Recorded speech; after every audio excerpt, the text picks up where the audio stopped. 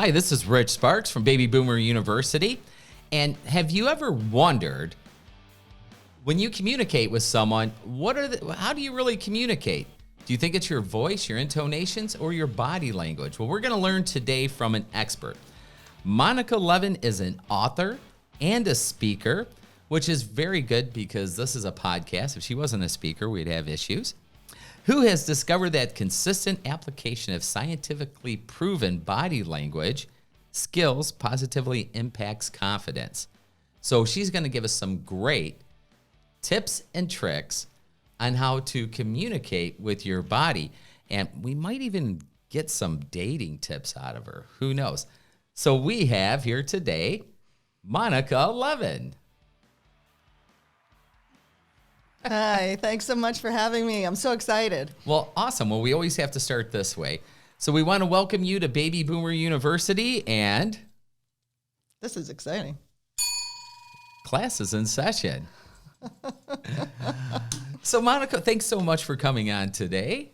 Yeah, you're welcome. It's a pleasure, and I think we're going to have a lot of fun because this is video and podcast. Yeah. So I want to deal with things that are nonverbal communication and not necessarily just body language, but also voice tone. Oh, sure. Intonation. Yeah. The words that we speak. Yeah, it would be kind of hard doing strictly on body language on a strict podcast, wouldn't it? It would be a lot of description. Well, tell me, how did you get involved in this? I think I got involved with this. I started to study it after I had crossed the border from Michigan into Ontario. I told this story the other day when we met. Yeah, why don't you go ahead and share it again? Yeah. Let's see if we can do this for the podcast as well. I was crossing the border, and the border guard, of course, asked the first two questions. The first one is always, where do you live? That one's easy to answer. It's obvious in my passport. And now I know they ask that question to see what you look like when you're telling the truth. So I answered that one correctly. Then the second question, going into Ontario, is, do you have any cigarettes, alcohol, guns, or pepper spray? I'd been coaching and counseling people for years, so I'm nodding, encouragingly. And she says, do you have any cigarettes? And I nod affirmatively. Do you have any alcohol? I nod affirmatively. Do you have any alcohol, a pepper spray, or guns? And I keep nodding yes. And I say, no, I don't, as I'm nodding yes. And she looks at me and she says, so, yes or no? And I realized that my body language was out of alignment with my words. So it was just force of habit, nodding. You weren't just messing with them. No, it was just force of habit. Oh, my. And since I've received this training, right, and I'm a certified trainer, I notice when people speak, they often have what's called incongruent nodding. When they're saying yes, and they're nodding no, back and forth, or they're saying no and they're nodding yes. Oh, that's funny. We pick up bad habits. Oh, sure. And it's really interesting to become aware of our habits, experience the discomfort of trying to change our habits, and then adopting the new habit. So what happened at the border here? She let me through. Well, that'll do it. I was lucky. I just said, oh my goodness, I can't believe that my body said something different than my words. Oh, how funny. And then I ended up studying body language to try and remedy my situation. That's such and it's something I've always been interested in also, and I do watch a lot of YouTube videos on it. And there was a great TV series out. I'm terrible with names. I can't recall the name of it, but the whole premise was this fellow. He was like a human lie detector. Yes. Lie to me. Yeah, that was it. That was a great program. And I loved when they, the storyline I could really care less about. It was when they would say, now notice this. Yes, especially in season 1. Yes. That was the best because they would slow down the camera so you could see the micro expressions. Micro expressions were discovered by Dr. Paul Ekman. Okay. He traveled all over the world, and he went to even remote areas of the world, Papua New Guinea, to see if there were universal expressions that people made. And he discovered that there are 7 of them. And these micro expressions will leak out. as they showed in the show. Oh, yeah. Yeah. So if you're talking about how you're very happy, if someone is trained to look and notice micro expressions, they can see a flash of, for example, sadness or anger. Micro expressions can be as brief as 1/17 of a second. Very, very short. Wow. Something that's also interesting about that is that science has revealed that when my unconscious mind sees you make an expression, even if it's that short, my face will mimic it. And then really? And then when my face mimics it, I start to feel the emotion. For example, one time when I was in sales, I was speaking with a customer, and he started to talk about his father. And I felt sad all of a sudden. Aww. I was looking at him, and I felt sad. And I thought, why am I feeling sad? Right. I don't know this fellow. Yes. Then he revealed that his father had died. Oh. And I thought to myself, I must have missed that micro-expression, the sadness micro-expression, because he must have flashed it. My face mimicked it, mirrored it, and then I start to feel the emotion. Oh, that's funny. And to pick these up, I mean, you really have to have a well-trained eye because they are so quick. But talking about mirroring real quick, and I'll just share a little story. I thought it was humorous.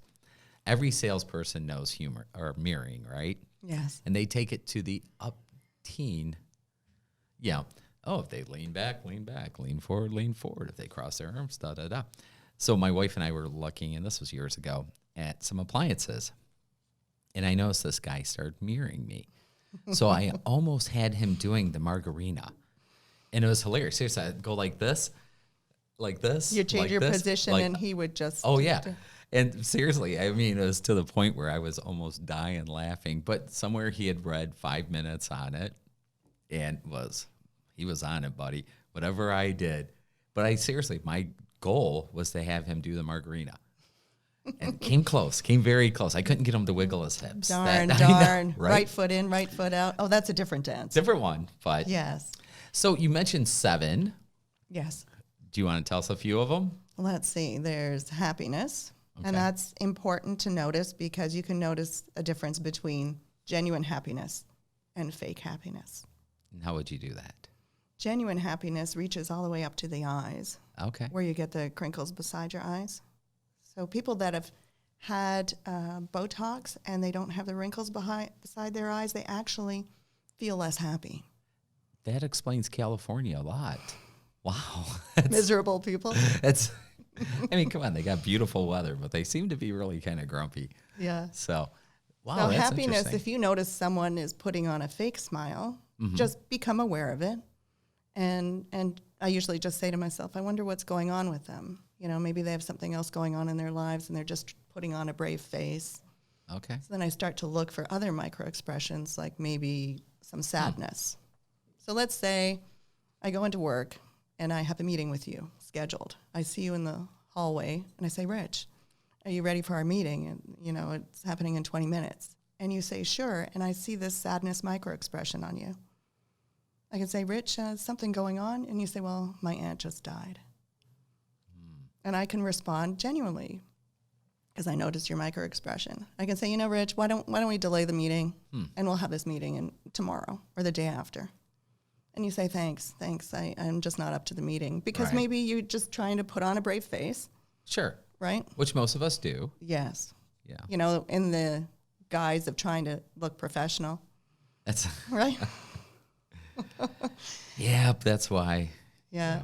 And then there are 2 micro expressions that sometimes get confused when they flash quickly. Okay.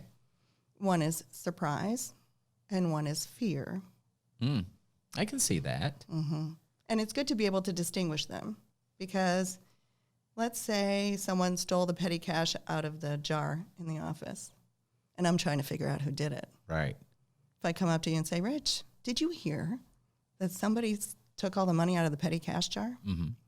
If you flash a surprise micro expression, I can assume, he probably didn't know about it. Right. And if you flash fear, I think to myself, he knew, he did it, or he knew, and so then I can dig deeper. Sure. This is like making me nervous sitting here. I'm gonna have to put up a screen here. That's pretty interesting. But how do you pick up on those? Because even going back to that program, when they would show those micro expressions, and they would show it up to a point and do a still shot, where us as humans, we can't do that. Yes. And like you said, they're so quick. I mean, how many hours did you have to put in just learning these things? I will say that it takes a lot of time, and I don't rely on that. Because I didn't put in quite that much time. I rely a little bit more on the fact that we mirror. So just like with this customer, when I felt sadness, I'd missed the micro expression. Right. But I try and become aware of my own emotions as I'm speaking with somebody. And when I catch a micro expression, I'm all proud of myself because they can happen so quickly. Interesting. So almost like your subconscious is picking it up. Yes. So then that makes a lot of sense. Yeah. And when I train people on micro expressions, we go through a number of examples so that people can see. They're tricks to seeing sadness, to look at the eyebrows. Okay. And fear and surprise are also a lot in the eyebrows. Well, it's a great, I mean, this is really something that everyone should have a base knowledge on, because communication is so digressed here lately, especially with emails, texting, things of that nature. We've lost all of that communication, and body language is what percentage of communication? Well, nonverbal communication is 60 to 93%. Right. Body language itself is probably around 60. Okay. And the remaining is voice tone and ornaments, meaning how we dress, what jewelry we choose to wear, what tie you wear, how you present yourself. Oh, okay. I know the word you use is like, what, 3%? Something like that. Yes, I think as high as 7. As high as 7. Okay. If you have a really good vocab base, eh? Or if you're using colorful language, I suppose. Yeah. I have a quiz for you. Sure. Uh-oh. When we talk about lying, Uh-huh. which mode of communication has the most lying? In person, on the phone, email, or text? Oh, that's a good question. Which mode has the highest percentage of lying? Yes. I'm going to go on a limb here and say in person. Actually, it's on the phone. Oh, really? In person, I can see your expressions. Right. When we're on the phone, I can't tell. Yeah, and you haven't had time to think about it like you would with text or email. Well, there's proof, right? Mm-hmm. If you email me, there's a paper trail. There's a paper trail. Right. Because we do text, that a the lot same just thing. for that reason. Yes. So there are things to do in business when you're on the phone a lot. Mm-hmm. And we can talk about that since this is an audio recording as well. Yeah. Yeah. Well, tell us about it. So let's see. How do you raise your credibility? How do I raise my credibility? How would you become more credible when you're on the phone? Well, having a proper introduction for one, being able to introduce yourself. Are we taking we don't know this person on the other end, or do we have a relationship? Right. Even if you have a relationship. Okay. Well, I usually start off, and I have no plan in place, so to speak, but I usually start off on a very upward swing on my voice. Nice. Great. Trying to set a tone. Yes. And So you don't come in and go, hello. No, Go, not at all. hello. I'd go, Monica, how the heck are you? And I see you have a smile on your face. Oh, yeah. You put the smile on your face. Yep. Make the phone call. Always say their name. Upward tone. Yes. I don't. Positive tone. Yeah, positive tone. I don't spend a lot of time with the chit-chat portion. I'll ask how you're doing. If you go into it, I'm right there with you and I'll listen. But if you give me the standard, oh, I'm doing great, fantastic, then I'll tell you right what the reason for my call is. And then we'll address that. And then I just thank them and bow out, I guess. Fantastic. Yes. Oh, was that good? Yes, that's Okay. fantastic. Yes. Put on a smile. You master the hello. When you speak, be very conscious about inhaling through your nose before you speak, so that when you speak, you're not like choking on saliva as you're inhaling through your mouth. Yeah, which has happened. Right? Oh, yeah. Yeah. We often have a bad habit of being mouth breathers. Breathe in through your nose, and as you speak, you exhale through your mouth. Well, we have to exhale as we speak. Another thing is, science has shown that the lower the voice tone, the more credibility you have, whether you are a man or a woman. So this show is really for baby boomers, right? We get people listening from all groups, but yeah, a lot of baby boomers. Great. Baby boomers will remember Margaret Thatcher. Oh, yeah. The Prime Minister of the United Kingdom. Oh, for sure. When she first became the party leader, she spoke like this, except with a proper English accent. And then her campaign person, Sir Laurence Olivier, went to him and asked for advice. So Laurence Olivier set up a voice coach for her. If you listen to her before and after, the beginning of her career and at the end of the career, she had a much lower voice tone. Well, just you saying that, I can totally see that. Because I used to really like her, so I watched. That's interesting. Yeah. And then another thing to avoid for credibility, if you want to be credible, is to avoid the question inflection. I lived in Ontario for many years, and the Ontario accent often ends on the upswing. So, how's it going? If you want to tell someone the price, it costs $300. So it sounds like a question. Yeah. It sounds like a question. It's called a question inflection. Right. And you're diminishing your own authority. Sure. When you're doing that. Well, it's like you're asking. Yes. Instead of stating. Right. And that's a habit that's hard to break. I probably still do it. Interesting. Especially when I go back to Ontario and I pick up the Ontario accent. Well, do you find that people in Michigan do that a lot? Not as much. But when I was working in sales, I became very good friends with my manager, and she went into a meeting one time, and she said something, and someone answered her, and she says, "I didn't ask you a question." They said, "Well, it sounded like a question." Right. And she says, "I've been hanging around Monica too much." Oh, that's good. That's good. But I can totally see that, and just being aware of that cultural difference can help you too. Yes. Oh, yeah. If you answered me that way in a price, right off the bat, I'm thinking, oh, great, this is open for negotiation. Let's rock. Exactly. Exactly. So that's interesting. Yeah. So what else on the phone? How can you come across not only authoritative, but comforting? Well, let's address the thing that we talked about in terms of lying. Okay. How do you foster honesty? Right? I always suggest always following up with an email. Oh. Right? Yep. Because then you write down everything that was promised. Because it's then in writing. Yep. And if the person lied, whether knowingly or not knowingly, they will have to correct it in writing. Right. We do that currently already. And that's just standard practice for us. So even when we talk with a senior, we outline everything, and we do it for a variety of reasons. One, because they may or may not remember.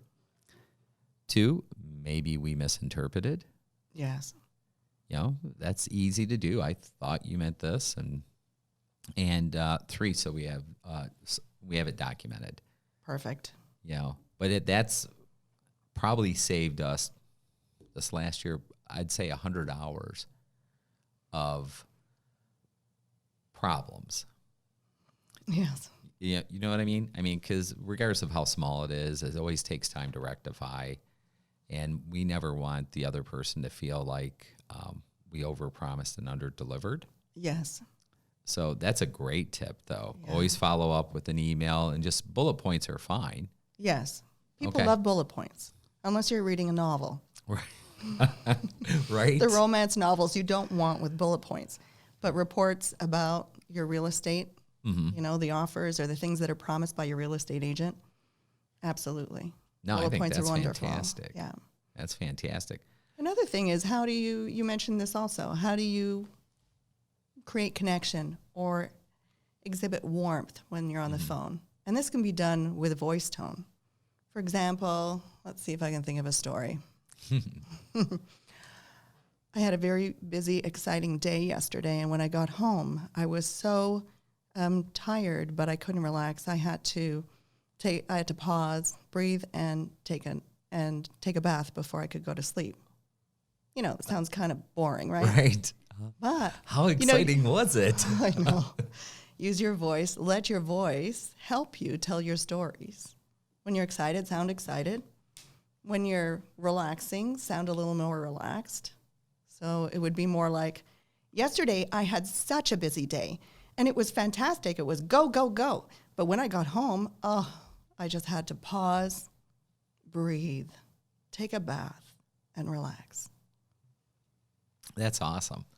So the voice tells a story, and you want to keep your people engaged. How do you keep them engaged? You can't wave your hands around because they can't see you. Do you know, I always tell people, how do you keep someone engaged? I'll tell you later. Right? So you got to have those pauses and such. And I enjoy storytelling. I really do. I mean, that's something that when I retire, there's a whole circuit of storytellers. Yes. That I would love to get involved in because I just think it's so much fun. Mm-hmm. And we've kind of lost that as a community on how to tell a good story. You know, and I'll bring this up. We weren't going to talk about this, but it's kind of interesting. I heard some comedians talking. I was listening to an interview on a podcast. And one of the things they were saying is they're having the most difficult time with the younger generations because their idea of comedy and traditional comedy are so far apart, where traditional comedy, the words are important. Inflections, delivery are important. Where the younger generations, what they're finding is, not to sound rude, I'll use their example though, you know, someone goes and spits on someone's food, and they'll get 60 million views. And these young kids find it absolutely hilarious. And what this one comedian was saying, he goes, I will spend 60, 70, 80 hours writing a joke, refining it, practicing delivery, and it's just lost on them. Yes. And so it's a little spooky, isn't it? It absolutely is. Yeah. But I can kind of see that where if you're not interacting with people, I mean, I grew up, my family was from the South, and they are not bashful people. Mm-hmm. So, the stories you would hear, some were really good, and some were like, yeah, this is like episode 29. Can we just roll this along here? I got to get going, But this way you develop the skill. Right. And exactly. we're so used to texting rather than speaking on the phone. And I find I text and I'm not fast enough. My daughter, her thumbs go 20 million miles an hour. But they're going to make that an Olympic sport. Yes, an Olympic sport. Right. So I often dictate, right? I'll dictate because on my phone. Oh, voice to text? Yes, voice to text. And then if I've done that too much, one time I went and I called and I had to leave a voicemail for somebody. And I started to speak punctuation. Hello, this is Monica Levin, comma. Was terrible. Oops. I really have to be very conscious and aware of what I'm doing because I'm going to start to speak the punctuation, smiley face, I love voice to text though. You say it and it's 90% correct. And sometimes that 10% can be really entertaining. Yes. Be careful. Read it before you hit send. Yep. There's been a few times I've sent them and went, oh, nuts. And then I have to type, no, this isn't Basha Hurrah. This is Rich. Thank you, voice to text, and resend that. So, yeah. Well, but that's that also is something and that's important every time you're on the phone, because if we're in front of our computers, we leave our email programs up, and then bingo, an email comes in, and we're in the middle of a sentence, and you're trying to multitask, right? Yep. And that doesn't create good connection with this person you're speaking with. No. So another tip is to close down your emails if you don't need them. And focus on the phone call. Focus on the phone call. And if you're speaking with someone that you have met before, you know what they look like, or if I'm connected with them on LinkedIn, I will pull up their photograph. Oh, okay. So that I feel like I'm speaking to them in person. It brings more warmth into the voice. For sure. And I'm a very visual person. And we have a CRM, client relationship manager. It's just a database thing.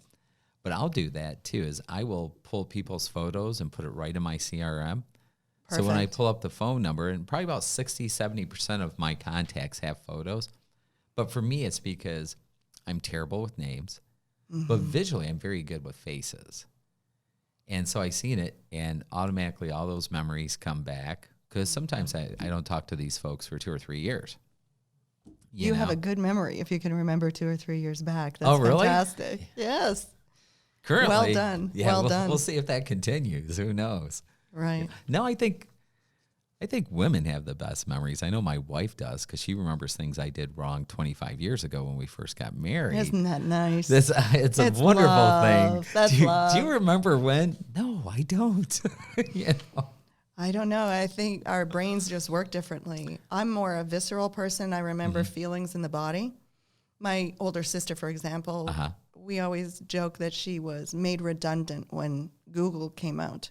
Because if I needed any information before, I'd call her and she would know. Right? She's this wealth of information. She knows all kinds of things. She has a memory like a steel trap. And me, it's the opposite. I'm kind of more like you, because sometimes Brian on our team, I'm often, hey, and I'll ask him a question, and he'll be like, bop, bop, bop, bop, bop, bop, bop, bop. And I'm thinking, I'm glad you know it, but why do you know it? It makes no sense to me. Yeah. So that's neat. Well, let's get back to body language skills. Body language skills. How about another one for the phone? Sure. Body language skills, whether it's the way you stand, the way you gesture, comes through in the phone. Sure. Science has shown that if you gesture while you talk, you can think more clearly. And when you're on the phone, you don't have to worry about what you look like. So you think very clearly then? I talk a lot with my hands. I would. I'm just afraid of knocking stuff around. I already knocked the microphone 3 times. Lucky me. Oops. Right. I try to keep my gestures somewhat contained in the baseball strike zone. Right. That's ideal. I come from a family that has a lot of hand gestures. And if you get really big, like jazz hands, you can be perceived as being out of control.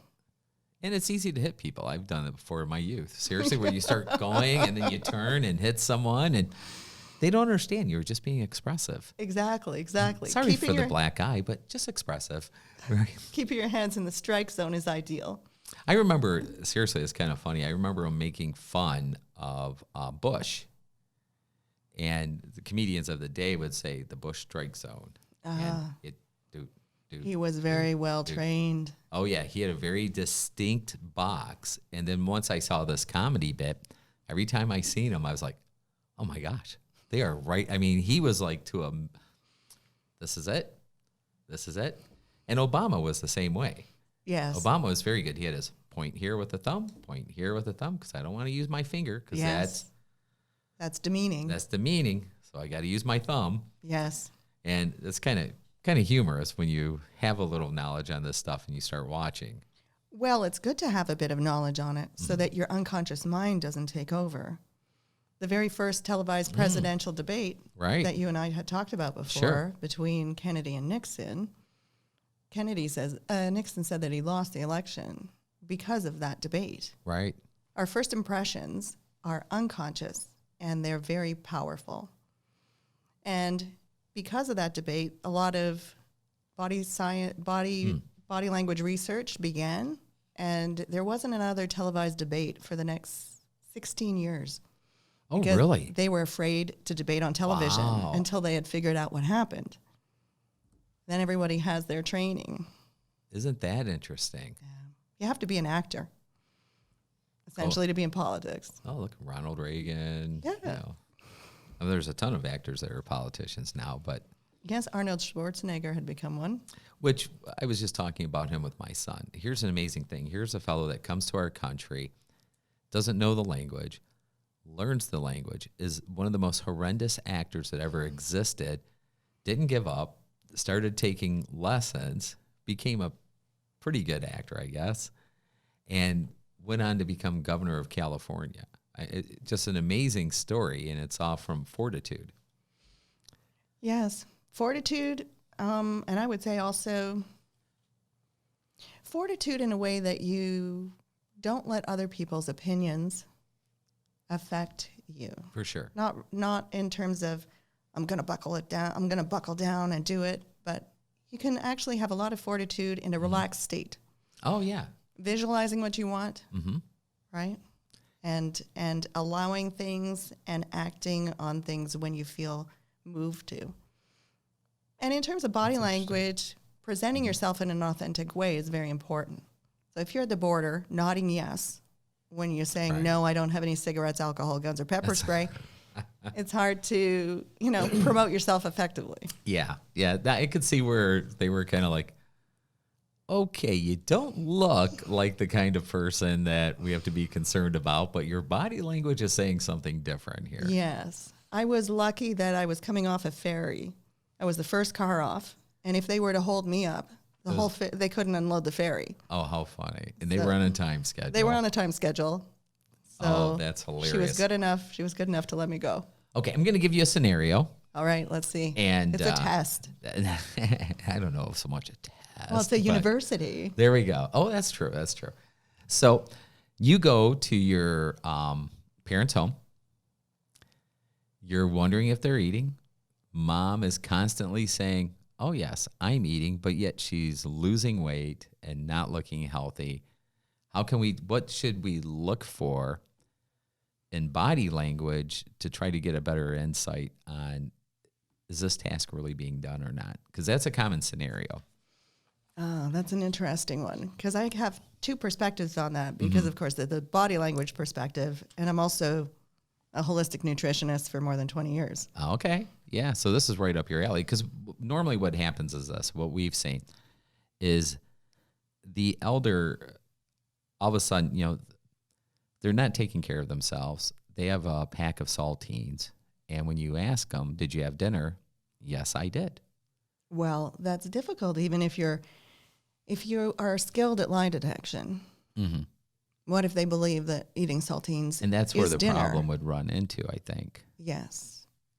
As they, especially if they have any type of dementia. Yes. But just generally speaking, let's say they know they're not eating properly. And they're lying. And they're fibbing a little because they don't want these daggone kids. As they get older, they keep getting in my business. How rude. How rude of them. I'm their father. I'm their mother. So what should they look for? Well, lie detection is not something that you can just determine or pick up with a stranger. We automatically and naturally can detect lies more than 50% of the time. When you've received a lot of training, you can get up to 80, 90, 95% accuracy. Wow. But one of the things that I always say is you have to baseline, meaning what does someone look like when they're telling the truth? Right. And your mom, for example, really well. And open up a conversation. Instead of opening up the conversation with, did you eat dinner? Open up the conversation with something where she's not going to lie, right? And you kind of observe her body language, you observe her facial expressions, and then you ask her the question where you want to know if she's lying or not. Right. And you look for red flags. Okay. So if someone on a regular basis, when they're trying to remember something, looks off to the right, when you're saying, hey, Mom, do you remember when you were little? Can you tell me a story? She'll look off to the right, for example, to recall a scenario, and she'll tell you about that situation. And if you say, what did you have for lunch? And she looks off to the right in the same way, and she tells you, I had a salad, then you're thinking, oh, she's recalling it. Okay. But sometimes liars, they're not recalling, and they want to see if you're telling a lie. So if she's telling a lie, she might look at you straight in the eye, not look off to the side to recall a situation or recall what she had for lunch. She might look you right in the eye and she says, I had a steak. Almost like challenging you. Wow. To say, I'm going to see if you believe my lie. So I'm going to use that on my kids. I have really good kids, but you never know. You know. We also do something that's called blocking when we are telling a lie. We do it unconsciously. If I say something that's not true, my unconscious mind doesn't feel good about it. And I might cover my mouth after because I'm ashamed of my lie. Or I might start to blink a lot. Really? Because they're trying not to see my own lie. They had videotapes of Clinton when he was being interrogated. Sure. And moments in which he was telling lies, he had a higher blink rate. Now, was it substantial where you and I would notice, or was it 10% and by reviewing video they were able to determine it? I think in that case it was quite obvious. Okay. When I was in sales and I was speaking with somebody and I knew they were uncomfortable, I knew they were uncomfortable because I asked them a question and they started to blink very rapidly, trying to figure it out or not see what's in front of them. Does not compute. Yes, we're like computers. Oh, that's funny. Yeah. Wow, that's pretty neat. Well, let's look at a couple more of these things because we want to keep this puppy moving. So how can we be more charismatic?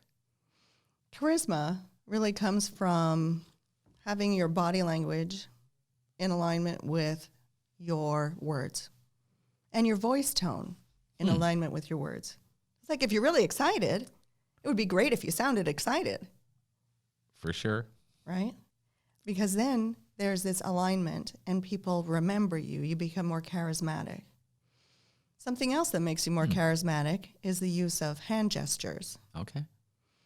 Because our primitive minds, or the primitive brain, your unconscious mind, wants to relax when it's around you. And the only way that I can relax when I'm speaking with you is if my unconscious mind can see your hands. Your hands must remain visible. So keep them out of your pockets.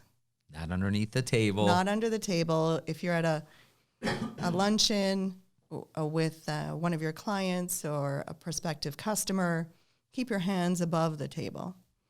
And a great way to show that your hands are visible is by using them when you're speaking in the strike zone. Right. In the strike zone. In the strike zone. That's funny. So that's kind of interesting on the charisma. So when someone does that, hey, how was your day? It was okay.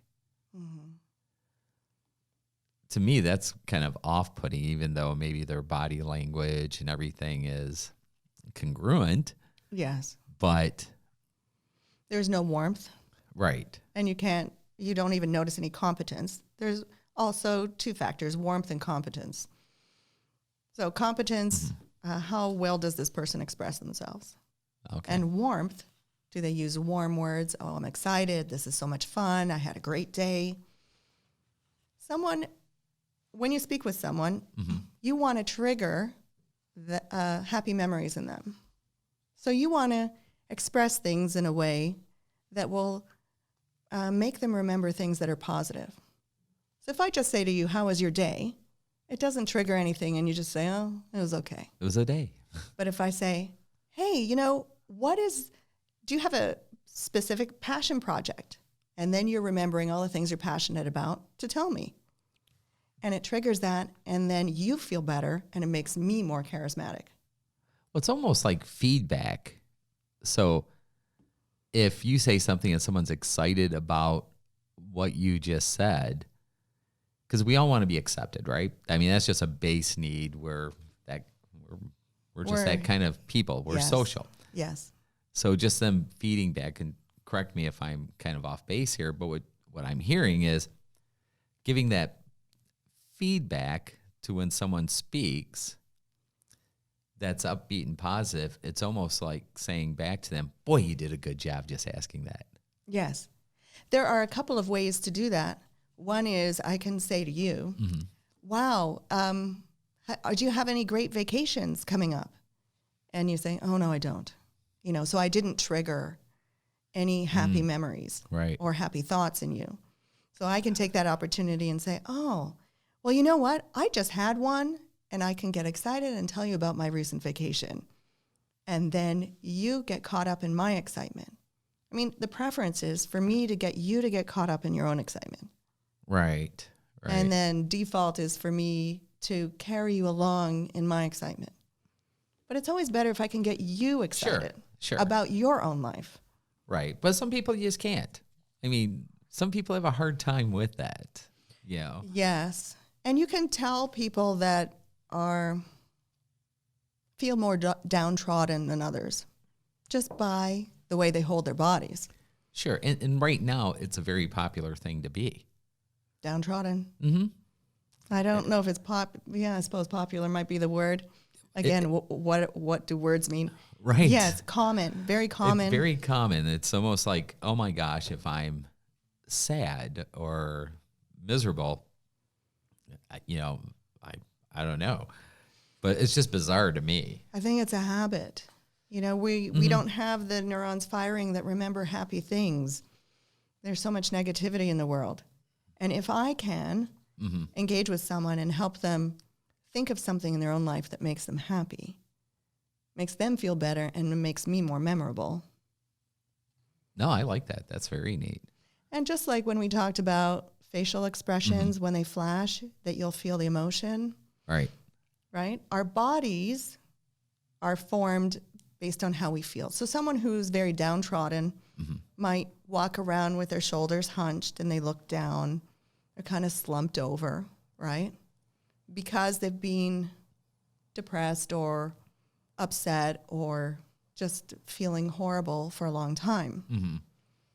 But the opposite also happens. If you change the way you hold your body, it will change your mood. Smile therapy. Smile therapy. Or a lot of people have heard of power posing, right? So if you pretend you've won a race and you hold your hands up, maybe, up above you with your chest up and high, or like the Superman pose with your feet planted on the ground, shoulder width apart, and your hands on your hips, it will make you start to feel more powerful. It will make you feel more confident. It'll make you feel happier. Because now, is that primarily because our physiology wants to stay congruent? So you're almost saying, hey, you must be bold. You must be happy, by golly, because you're in that position. Yes. Is that basically it? Yes, and it affects our hormone levels. It will reduce cortisol, the stress hormone, and it increases, gazing increases oxytocin, which makes you feel more connected. Shaking someone's hand, touching someone in an appropriate way, increases oxytocin. Yes, makes you feel more connected to the person, makes you feel better. That's why they say we need at least 13 hugs a day. Oh, I started doing that heart-to-heart hug with my kids and my wife after we had chatted when you were a guest at Rotary. Yes. And it was kind of funny because the first few times my kids were like, I'm like, all right, heart hug. And they're like, oh, heart hug. Now they're just going, good night, Dad, heart hug. Oh, how fantastic. Oh, yeah, it's pretty cool. It helps them de-stress, helps you de-stress. Right. And we did have to figure it out, though, because at first I'm like, well, heart, are we supposed to shove our hearts together? That's kind of bizarre, because, I have a daughter. And, oh, no, it's on that side. And then it kind of clicked. But you've heard of smile therapy, haven't you? Have you by chance? Well, there's this book, I don't remember the author, called The Happiness Advantage, where he talks about different ways to help yourself be happy.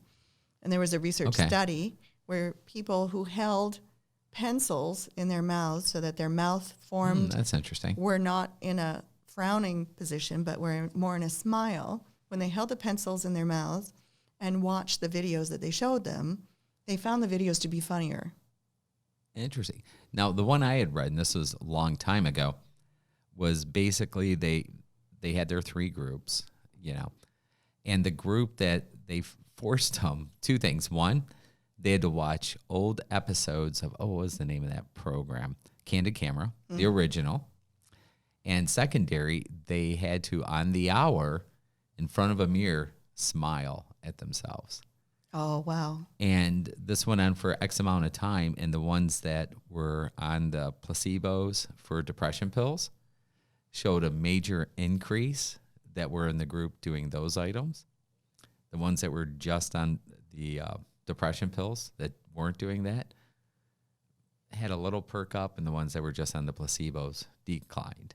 But it was kind of interesting. I think I did read that study, and if I remember correctly, the effect lasted beyond the study. Yep. For people that were making efforts to smile. Mm-hmm.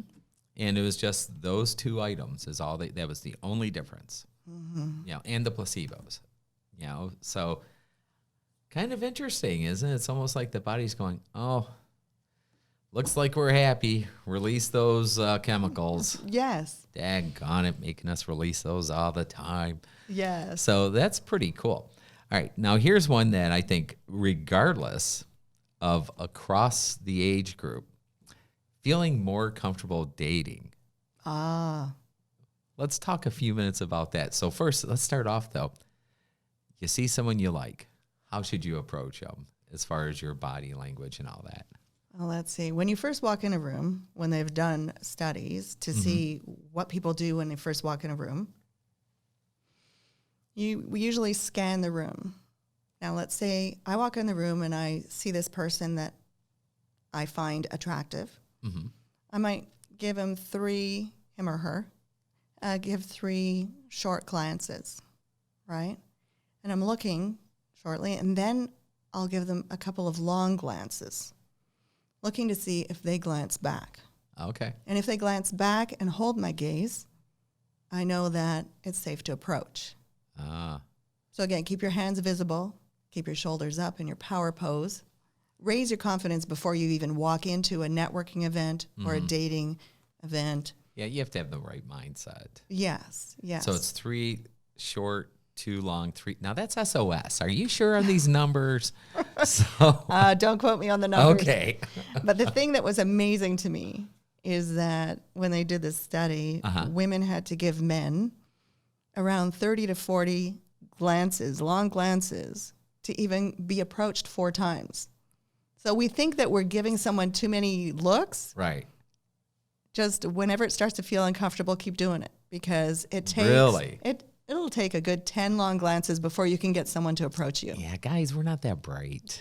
There you go. You gotta really, seriously, another way would do is just bring a chalkboard, write on it, and go, hey, how you doing? Yes. We would pick up on that a lot better. That's just the way we are. Yeah. There's an unconscious signal that we send out when we are interested or engaged. And so we can do that when we want to engage someone. It's the eyebrow raise. If you look at someone smile and raise your eyebrows, it shows interest. Okay. But not so. Well, don't keep them up. Don't keep them up like, Yeah, that would be fear. Right? What is it? Is there something on me here? But the eyebrow raise. Isn't that funny? Even if you're working in the service industry, let's say you're in a store and you have a new customer walk in and you go up and you want to say hello. Maybe you're not comfortable shaking their hand, but you can kind of give a little wave, right, to show your hand is visible, you're not carrying a weapon. Smile, raise your eyebrows, and say hi. Go, hi. And then it's a sign of recognition. Right. People think to themselves, oh my God, I wonder if I know her because she raised her eyebrows at me. It's a sign of recognition. Oh, it that gets is people's too attention. Funny. Yeah. See, now when you learn these things, because I've never heard this before, then you start thinking back, right? And how, oh yeah, I can see how that works. So when we were in college, little fun note. So me and a couple of my friends, one of the things we would do is, go out and see how many phone numbers, just in case we ever wanted to start a database. Yes, good plan. Yes, strictly for nonprofit fundraising. Yes. But, that's every time is what I do. I'd go, hey, long time no see. And I, that natural That's exactly expression. it. You raise your eyebrows. Right. That was You the pretend facial. you know them already, and your face will automatically do that. Oh, yeah. And then you'd start engaging in a conversation. Well, because I think most times they were embarrassed that they couldn't recognize you. Yes. So they didn't want to really determine, how is it exactly I know you?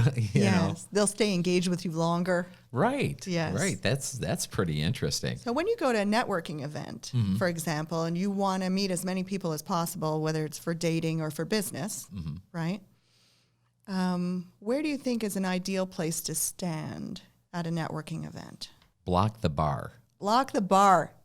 Before or after? That's All right. You don't want to catch someone when they're first coming in because Right. they're doing their glances around, surveying the room. They're not feeling comfortable, right? Oh, that makes totally You good don't want to sense. stand in front of the bathroom and stop people when they're going in. Hey, do you have a minute? No, I really don't. Yeah. So, When someone walks in and they're not feeling comfortable, they'll survey the room. Where's the bar? So, yes, they'll go to the bar. oh, the bar's a good place The to bar be. is a great place. Okay. And once they've had their drink, then they have their drink. They look uncomfortable. They're trying to figure out, who am I going to talk to? Right. That's the first place to catch them. Stand near where they exit the bar area. They So have their you're drink their in their safety hand. island. Exactly. Okay. I love that phrase. You are their safety island. You're providing safety for them. Right. You're there to welcome them. Interesting. You can raise your eyebrows. They're looking around. Right. As soon as you can see them glancing at you, raise your eyebrows, smile, walk towards them, engage them in conversation. Interesting. There you go. So that works at so many levels. Now, if they don't have a bar, buy the coffee. Food, buy the coffee, buy the food. So if there was nothing like that in the room, just generally speaking, you don't want to be right by the entrance because that totally makes good sense. They come in, they're not comfortable. They're just getting the lay of the land. Yes. But if there's no bar, you can stay a little bit farther back so you're not ambushing them Right. Just And- get back. a little bit. And then as they're surveying the land, try and get eye contact, raise your eyebrows, smile, and keep eye contact Okay. because then they are more likely to approach you. So this would be fun just to try, just for laugh, giggles, and grins, Absolutely. and see how many people. And then if you really want to turn it into a terrible situation, follow them throughout the rest of the night. Engage in every conversation they're in. They will end up hating you, though. So, right? Depends how charismatic you are. To a degree, but sometimes Yes. people have to learn there's a point to break away. Yes. It's that old saying, leave them wanting more, I think. Well, you can read their body language in that regard. Mm-hmm. Your toes point toward what you're interested in. Oh, that's interesting. If you're speaking with someone and you're engaging them, you want to have your head, your top, your torso, and your toes facing them so that you're square to them, right? So that your shoulders are parallel to their shoulders. It gives them it's a nonverbal sign of respect and engagement. Now, let's say I'm speaking to you and you're Okay. bored with me or you have somewhere you need to be. Right. You will often turn your body. Let's say you have to pee. Okay. Right. You have to pee. You're going, oh my gosh, I have to pee. This woman won't stop talking. Your body will tell me that you want to leave. You will probably turn your shoulders and your toes slightly toward the bathroom, whether you know you are or not. Interesting. Or you'll start running in place. But That's doing the happy dance. the happy dance. Right. But if you see someone's toes pointing toward the bathroom, you can probably be gracious and let them go. Or if you're in a group setting, let's say there are 2 men, 3 women, and you can look at where the toes of the people are pointing, and it'll probably point toward the person they're interested in. Really? Oh, that's interesting. So if I'm at a party and we're talking to a bunch of people and everyone's toes pointing towards my wife, time to exit. You got to Either go. that, yeah, or you get her to hand out your business cards. Right. No, she's awesome at that. So she is. She's like, oh, you should talk to my husband. Yes. Well, that's fantastic. Now, if let's say, and we can go into negotiations, how much time are we at over there, Hannah? 56. Okay, that's what I thought. So let's say that someone wanted to get more information on this, because I think these are skills that, whether in business or not, just as people, Yes. Great people skills. Great people skills. And boy, are we lacking that more so, I think, today. And not saying anything derogatory about society as a whole. It's just we've got so many venues of communication now that, it's a theory of 1,000, right? Where we were growing up, that's why I tell my people, I say, I'm Gen X. I'm like a triple threat. I'm old enough to be very good at the verbal skills, but I'm young enough where I'm good at the technical skills too. So, but people nowadays, there's so many forms of communication, theory of 1,000, or 10,000, if you're only engaging in communication face to face a third of the time now, you're just not going to get that practice. So you almost have to get better and not try to gain the skills organically. Yes. We are so tempted to go into our own little worlds and comfort zones. Right. If you're by yourself waiting for somebody, people are on their phones. Instead of keeping their phones away, keeping their gaze up, their body language open to whatever adventure or interaction they can have. Which is the best. Yeah. Oh, my goodness. My kids always crack up. They're like, Dad, you talk to everyone. And I do. I'm not bashful about it. But, I think I told you we just came back from Ireland. We were there 16 days. And my daughter was like, do you really have to talk to half the nation? But it was the greatest thing. You really got some cool insight. And we actually, a few folks, we end up going and having coffee with and just engaging in these really insightful conversations. It just tells me you're very charismatic. Oh, or ornery. That's what my wife would say. But so if someone wanted to learn about this, how do they get a hold of you? And boy, it would just be great if you had something, what do you call those old things that people put ink on paper? Oh, like... What was those? It's a business card? No, there was something else. Piece of paper? No. Yeah, lots of Telephone pages. number? Oh, a book. A book. That's a it. Book. Do you? So why don't you tell a little bit about your book and how they could gain training in this? Yes. Because it really is. It's a great skill that regardless of your age or stage in life you are, yes. it's crucial. I'm so excited. I'm going to be teaching interview skills to seniors at the high school. Oh, really? Which high school? It's, what's it called? The Oakland Schools Technical Campus. Oh, nice. Yeah, I'm going to do that in November. I do have some free events coming up for people. I've written 2 books. One is called The Body Soul Bridge, which incorporates all my holistic stuff plus body language. How to connect to yourself more fully and how to connect to other people. And on that website, bodysoulbridge.com, I have listed all the events that are open to the public. And I do have a body language event that's coming up. And then for when I do talks at corporations or keynote talks, I created a small book which goes more in depth on body language that people can purchase at the events, or they're included as part of the event material. Oh, yes, we're holding this up. We can hold it up for a second. Oh. So grab your cape and join Monica. I love that. Uncover your secret superpower. Yeah. So we it's do a great have a book? superpower. Oh, absolutely. Yes. And it goes through the different skills, including what to do video chat and on the phone and in person. Neat. Very neat. So keep us abreast. Shoot me an email when you have those things coming up, because I'll definitely post it out on social media also. Fantastic. Thank you. Because I think it's a great skill, and anything you can do. I mean, at the end of the day, right, we need to be able to communicate and build relationships, because it doesn't matter what else happens. How much joy you're going to get in life is based on your relationships. Absolutely. Not the Ferraris. Agree. That's why I have none of them. Oh, that's my reason too. Right? When people ask me what my dream car is, I say any car with a chauffeur. There you go. Yeah. See how things change when we age? I remember when I was 25, I was like, any car that when I turn the key, it starts. Oh, there you go. That's all I want.